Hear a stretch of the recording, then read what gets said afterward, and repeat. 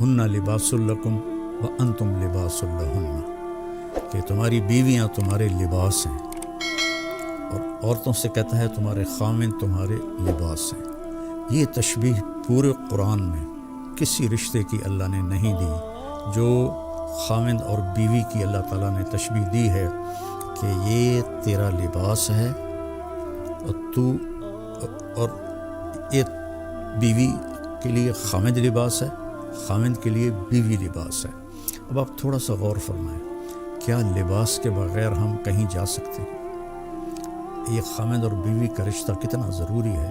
ہمارے ہاں تو ہندی معاشرہ ہے، کسی کی بیوی فوت ہو جائے تو اس کو لڑکی نہیں ملتی، اور کسی کا خامند فوت ہو جائے تو اس سے خامند نہیں ملتا، کوئی بیوہ ہو جائے، مطلقہ ہو جائے، اس کا کوئی رشتہ نہیں پوچھتا، ایک آدھ بچہ ہو تو وہ بیچاری اسی کے ساتھ ہی گزار دیتی ہے، اس کا کوئی رشتہ مانگنے بھی نہیں آتا۔ میں چاٹ گیا تھا، وہاں میں نے معاشرت دیکھی کہ 8 بچوں کی ماں کو بھی طلاق ہو جائے تو عدت کے بعد فوراً اس کی شادی ہو جاتی، اور جو خامند ہوتا ہے وہ 8 بچوں کو سنبھال لیتا ہے۔ حالانکہ غریب ملک ہے بالکل، اور یہاں سب کچھ ہے، لیکن کہیں کبھی کسی بیوہ کی شادی ہو، اس کے ساتھ بچے ہو تو کہیں جی ایسی بچہ نہیں لینا، ایسی بچی نہیں لینی۔ اللہ کے واسطے یہ ہندی معاشرت چھوڑو، اپنے نبی والی معاشرت اپناؤ۔ پہلی شادی میرے نبی نے بیوہ عورت سے کی ہے، اور سب مطلقہ ہیں یا بیوہ ہیں، ایک کنواری حضرت عائشہ بس۔ تو لباس کے لیے کیا ہے، ہم کتنی احتیاط سے رکھتے ہیں، خاص طور پر عورتیں اپنے لباس کا کتنا خیال کرتی ہیں، کیسے وہ ایسے لٹکا کے رکھتی ہیں کہ اس کی کریز خراب نہ ہو۔ مرد اپنے لباس کا کیسے خیال کرتے ہیں کہ اس کو لٹکا کے رکھتے ہیں، کریز خراب نہ ہو، پھر جب پہن لیتے ہیں ایسے ویسے دیکھتے ہیں میں کیسا لگ رہا ہوں۔ تو آپ کو کتنا ہی غصہ آیا ہو، کبھی آپ نے اپنا گریبان پھاڑا ہے؟ آپ اگلے کا گریبان پکڑو گے تو تیری ایسی تیسی، اپنا نہیں پکڑو گے۔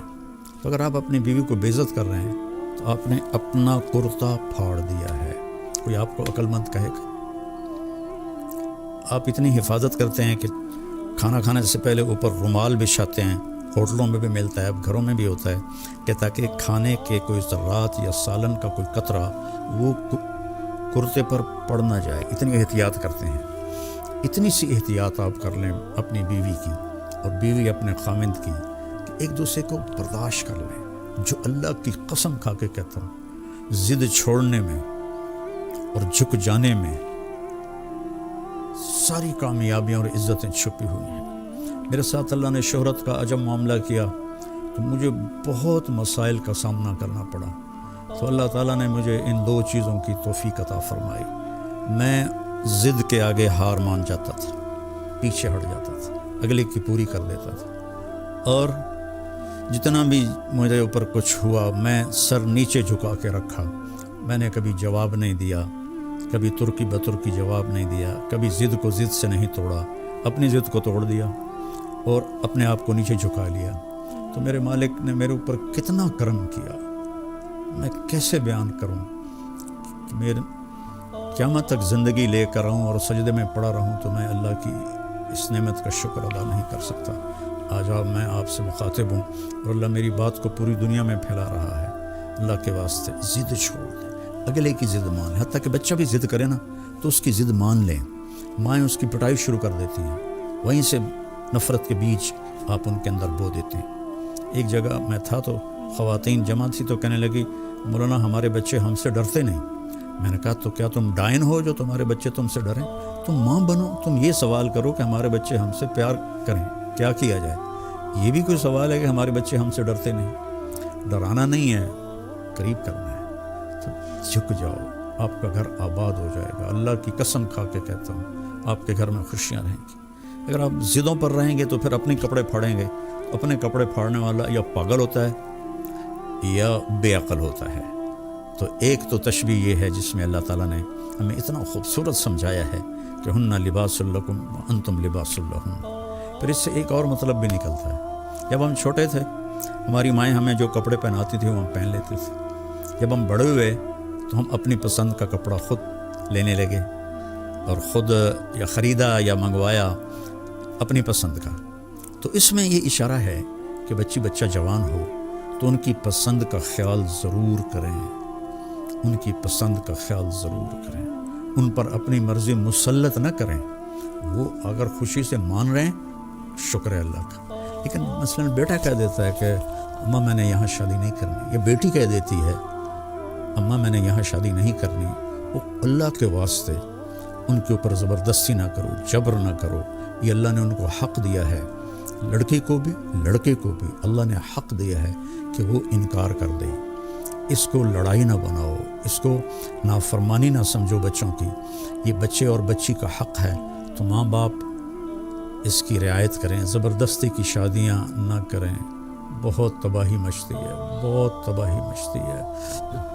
عمر گزر گئی ان کے بھیانک انجام دیکھتے ہوئے، جہاں ماں باپ نے ٹھونس دیا لڑکی پر کہ ایتھے ہی کرنی ہے، یا بیٹے پر ٹھونس دیا ایتھے ہی کرنی ہے نہیں تو گھروں نکل جا. یہ اس قسم کی فضول باتیں، یا ہم نے تو بس ارائیوں میں کرنی ہے، ہم نے تو جٹوں میں کرنی ہے، ہم نے تو راجپوتوں میں کرنی ہے. میرے نبی کا فرمان ہے نیک دیکھو، نیک ہو، صالح ہو، اچھے اخلاق والا ہو، جس قوم کا بھی ہو رشتہ جوڑ دو. میرے نبی نے اپنی ایک بیٹی اپنے گھرانے میں دی حضرت علی علیہ السلام کو، باقی تینوں بیٹیاں آپ نے اپنے خاندان سے باہر دی ہیں. حضرت عثمان کو جو بنو امیہ میں سے تھے 2 بیٹیاں ان کو دی، ابو العاص کو بڑی بیٹی حضرت زینب دی. تو رشتوں میں اس بات کا خیال رکھیں کہ بچوں کی رائے کا خیال رکھا جائے. بات لمبی ہو رہی ہے لیکن ضروری ہے. حضرت علی رضی اللہ تعالیٰ عنہ علیہ السلام تشریف لائے حضرت فاطمہ کا رشتہ مانگنے، اور جبریل پہلے آ گئے تھے کہ یا رسول اللہ نے علی اور فاطمہ کا رشتہ طے کر دیا ہے. تو جب آ کر بیٹھے تو شرمندگی سے بول نہ سکے، تو آپ نے خود فرمایا علی کیسے آئے؟ وہ خاموش. پھر آپ نے فرمایا فاطمہ کے رشتے کے لیے آئے ہو؟ کہ جی ہاں. تو انشاءاللہ کہہ کے اٹھ گئے، ہاں نہیں کی، صرف اتنا کہا انشاءاللہ، حالانکہ وہی آ چکی ہے انشاءاللہ. سیدھے گھر گئے. حضرت فاطمہ رضی اللہ تعالیٰ عنہ علیہ السلام کو بلایا اور فرمایا بیٹی علی کا رشتہ آیا ہے، میں ہاں کر دوں؟ اللہ اکبر. آج کی بیٹیاں بیچاری ماں باپ کے آگے سر جھکا دیتی ہیں، تو جنت کی عورتوں کی سردار اور حسنین کی ماں، ان کے بارے میں آپ کا کیا خیال ہے؟ بیٹی رشتہ کر دوں؟ جب حضرت فاطمہ نے ہاں کی، کنواری بچی کی خاموشی ہاں ہوتی ہے، انکار نہیں ہوتا ہے. تو آپ خاموش رہیں، اس کا مطلب تھا کہ میں تیار ہوں. اب فوراً واپس گئے، علی لوگوں کو بلاؤ. پھر لوگ آئے، مجمع مسجد میں اکٹھا ہوا. تو آپ نے ممبر پر کھڑے ہو کے پہلی بات یہ کہ لوگوں میرے پاس جبریل اللہ کا پیغام لے کر آئے تھے کہ میں اپنی بیٹی فاطمہ کا نکاح علی کے ساتھ کر دوں.